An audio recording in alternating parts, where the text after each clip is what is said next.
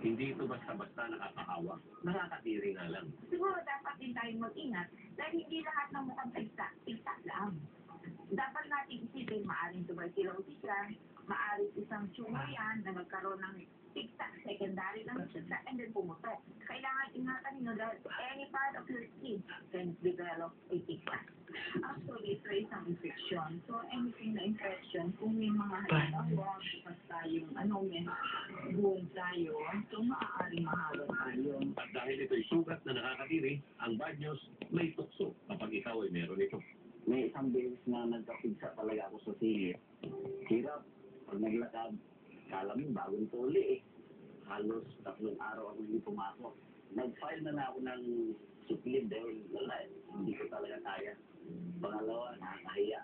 Welcome back to Mel and Joey. Thank you very much! Yan is Mercado at Patrick Garcia!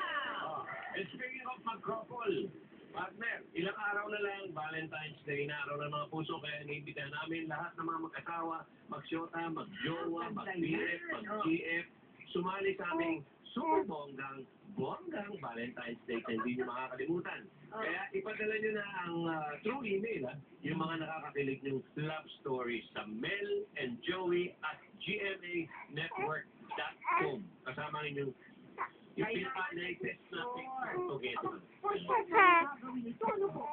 Kung gusto ninyo ng memorable ng